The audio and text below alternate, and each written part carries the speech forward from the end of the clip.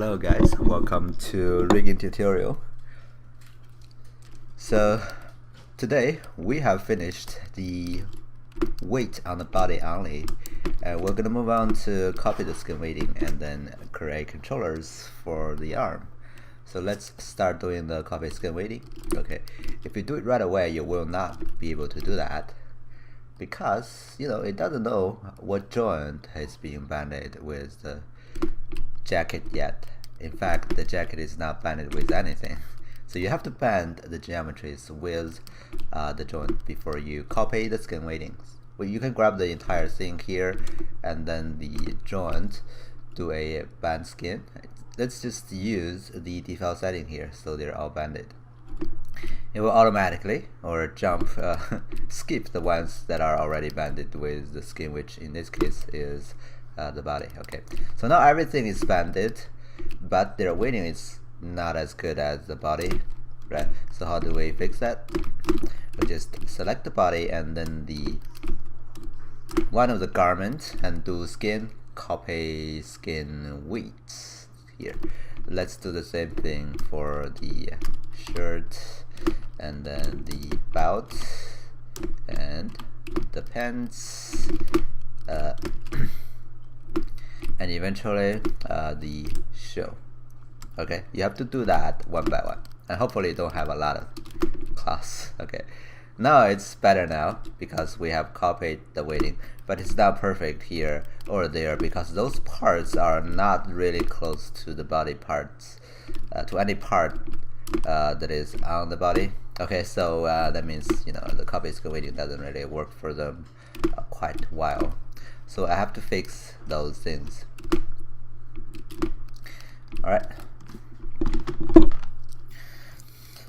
So let's start creating the controller and fix the weighting afterwards. For the controller, I'm gonna use our little script we did earlier to help us enhance the workflow. Okay, here.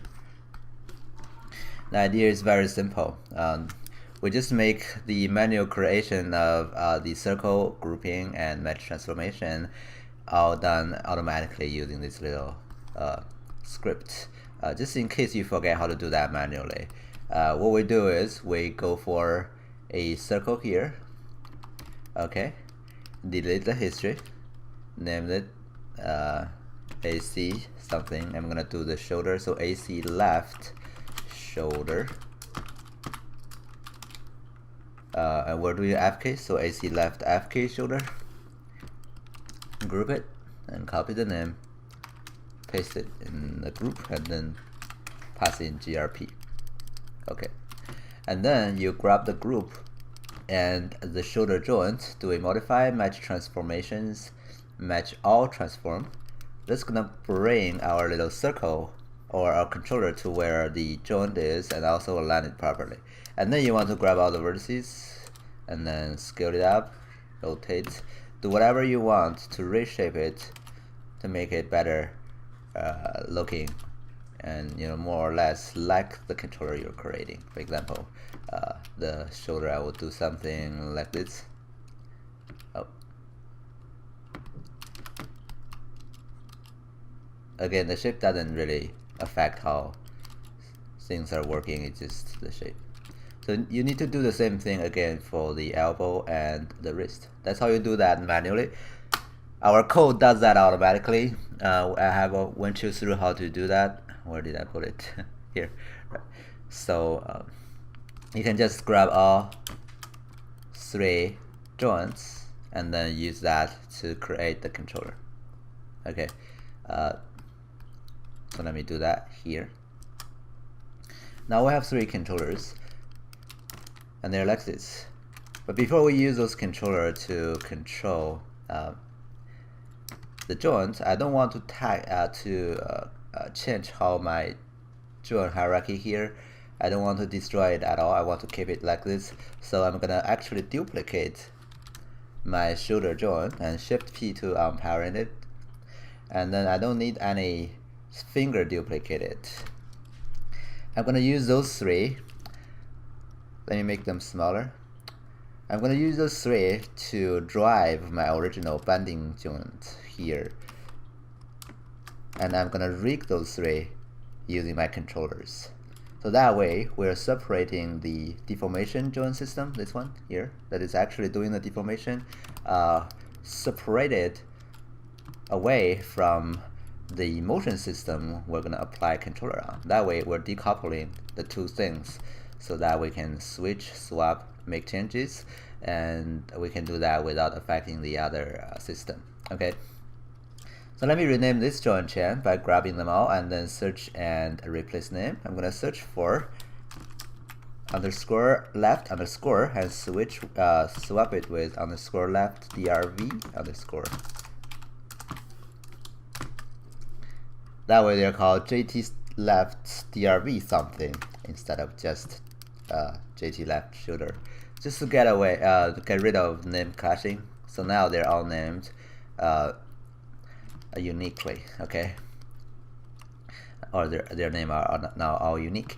Alright, so I'm gonna use my controller to control this new joint chain I duplicated and rename. I don't even want to see the old joint chain anymore, so let me hide that, and then we can focus on our controller and joints. Okay, let's isolate those things. Oh, we don't have to actually. So let's grab all the controllers here and then go to component mode, and I can grab the vertex on the shoulder and then rotate them, make them bigger, drag that in and drag that in, maybe rotate. Okay, so that's one controller for the shoulder. I'm gonna do the same thing for the wrist, sorry, the elbow. They're just really small, so you cannot see them. But if you switch to component mode, at least you can just very easily grab all the vertices. Same thing here.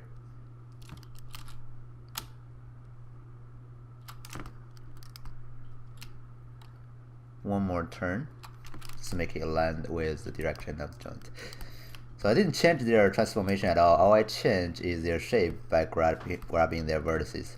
The reason I don't move them using object mode is because they are already aligned. I want to make it that way. In our little script, we forget to delete the history, so let's delete the history by holding down Alt, Shift, and D button. Alright. Now we have the controllers. Let's use the controllers to control the joints. I'm gonna grab the one on the shoulder and then the shoulder joint. Let's do a constraint orient and do the same thing for the elbow. Controller first and then joint, right? And then constraint, orient, constraint. Okay, 3 orient constraints on 3 joints from 3 controllers. And then eventually, to finish FK setup, we can open the FK hierarchy, parent the group of the wrist controller to the elbow controller, parent the group of the elbow controller to the shoulder controller. So that way we end up with this kind of hierarchy here. So controller underneath its group and underneath another controller. Nothing, none of those two things are parallel. They're all underneath each other. Okay. Alright, so now we can use that controller we created to now animate our new duplicated driver joint. So that's the FK part. Moving on to IK, we can grab the IK, the AC left wrist group. Oh, by the way, those are FK controllers. So let's go modify, search, and replace name. I'm gonna search for left and replace with left FK. And apply. So that way they're all named properly here. And then I'm gonna grab the FK wrist control, Control D to duplicate it, and then unparent it. And this one will be the FK, the IK controller. So I'm gonna rename that IK. It's for the wrist, so I don't have to change that. Cool. I want to make it look different, so I'm gonna go grab the vertices here, every other one. So that one, and then this one, this one, this one, and this one. Okay, and then scale them in and keep going until you have a a flower-like shape. If that doesn't work for you, that's because if you're holding down the R button and leftmost button, make sure you check out the prevent negative scale. Otherwise, you cannot go further than this actually it will stop there and go back again. If you have that result, you can turn the prevent negative scale back off. Then you are able to scale it this way. Alright, that's one controller for the IK. Another one is for the elbow. I'm gonna create something a little bit more fancier here. So I'm gonna go for create curve 2, CV curve 2, holding down X. Oh, by the way, you want to make sure that you're using one linear in the CV curve 2 settings. Double click on it, change that to one linear, holding down X, click on this on the 1 unit away from the center, and 2 unit down, 2 unit left, and then go back to the middle, 45 degree, and you just keep going like this, and you will eventually ends up with a controller that has 4 arrows on it. Okay, that's the shape we can use for the controller. Again, it's just a shape, so it shouldn't matter how it looks like, but you know, this way it just looks much more fancier. I'm gonna name this one AC left IK elbow. Okay, just like other controllers, I'm not gonna leave it naked like this because I want to protect its channel before moving it. So I need to Control G to group it, and then copy the name, paste it here, and then type in GRP. Now here comes the tricky part. What we want to do is grab the joint, isolate it, and then we want to holding down Shift and right mouse button, go for create polygon 2. Holding down V, click on the shoulder, and then the elbow, and then the wrist, and then press Enter to create a triangle here. Okay, and then you can go to vertex, and grab that vertex here on the elbow, holding down W and left mouse button, go axis, normal. That's gonna give you the normal directions of this vertex. You can drag it on V or U, just drag it far away from the elbow. And make it looks like it's right behind it, and don't drag the end direction at all. When you're done, this plan will still be on the plan defined by the location of those 3 joints. Okay. Alright, and then we can grab our controllers group. Make sure you're holding down W and left mouse button, go back to object mode so you can see the gizmo, and then holding down V button and then drag it to the end of that vertex, or right on top of that vertex we have dragged before, and then we don't need this triangle anymore. Delete it. To make our controller tilted exactly like our arm, you can grab the group and then the elbow joint, do modify, batch transformations, and then match rotation. That way it will flip like that, and you can also grab the vertex here. Maybe make it flip, rotate it this way, maybe too much. Go back, fab unit, and then grab those, holding down B and left mouse drag to toggle the soft selection now, and you can drag that back to make it curved a little bit. Alright, that's the controller for the elbow. Make sure that you have the group and you are only moving the group when you are doing the matching, so that the controller is all clean. You shouldn't do any freeze transformation down the way. Okay, now we have the controller of the IK created. Let's move on to the IK handle. It's going to be underneath skeleton. Create IK handle, use the default settings, okay, and then click on the shoulder and then click on the wrist. That's going to create the IK handle for you. Let me name it IK handle left wrist, or arm, because it's controlling the entire arm. You can also name it IK handle left wrist if you want, arm if you want it to.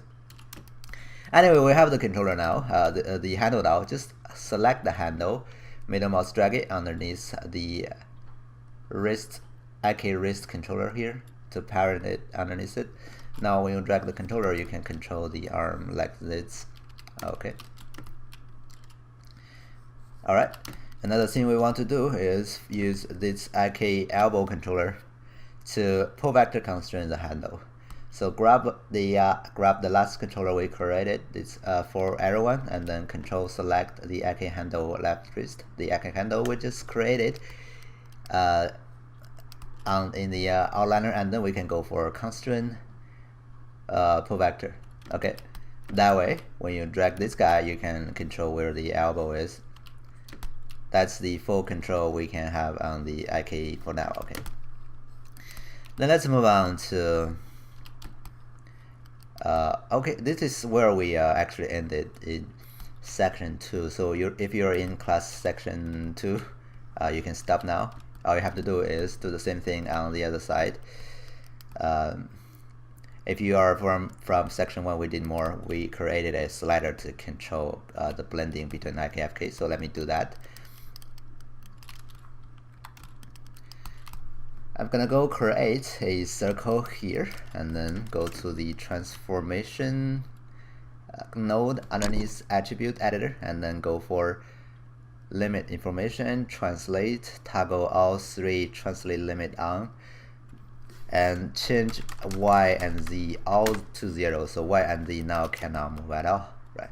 X can move from -1 to 1. I want to change that from 0 to 1. So min is 0, max is 1. So now the X can only move from 0 to 1. It's too big, so I'm gonna make it smaller, so that way it looks like a slider that can change from 0 to 1.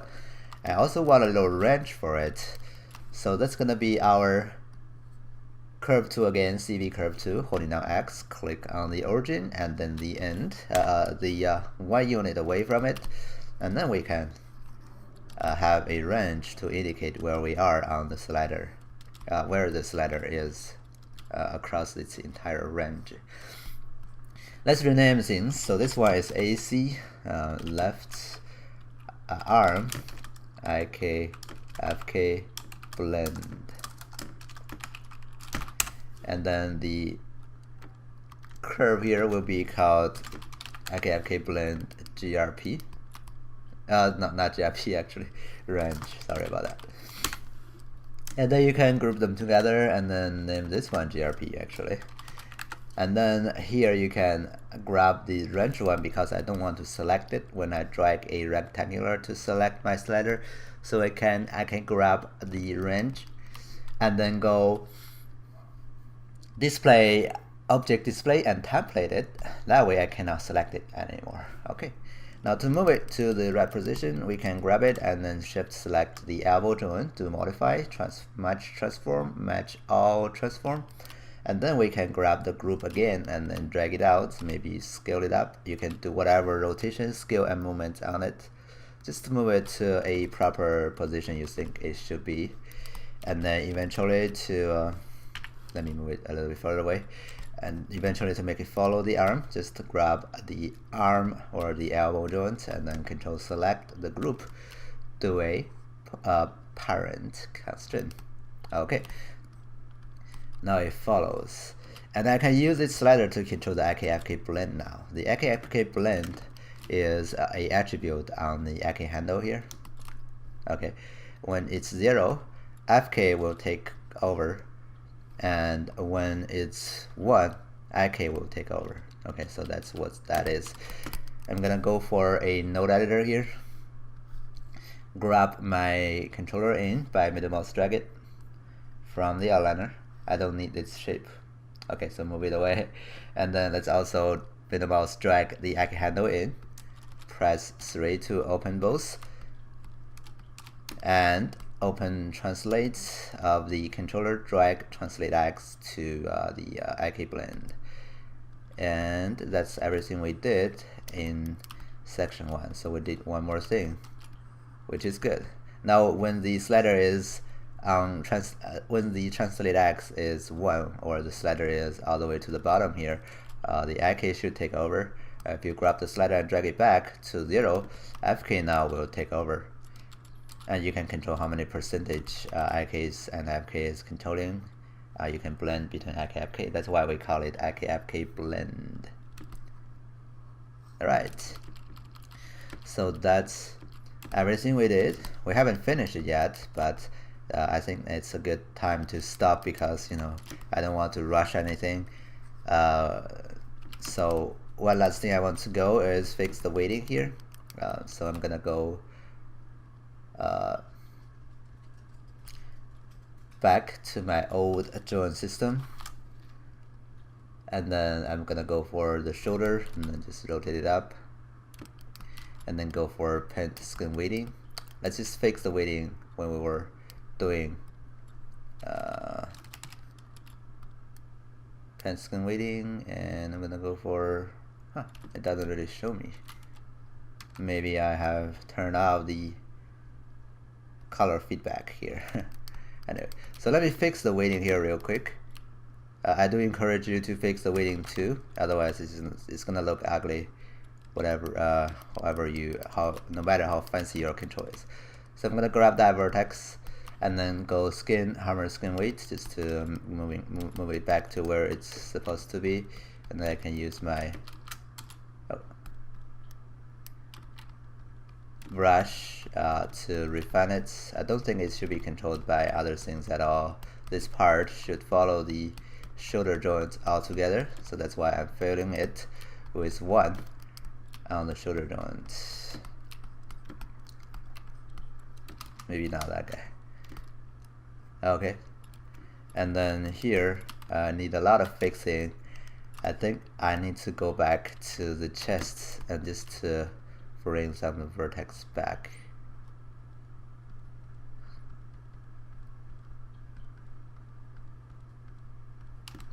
Smooth that out. And also maybe the clavicle, I can smooth that out too. Alright, seems like it's quite okay now. Alright, and then I want to fix what's inside too, so I'm gonna go pent skin weighting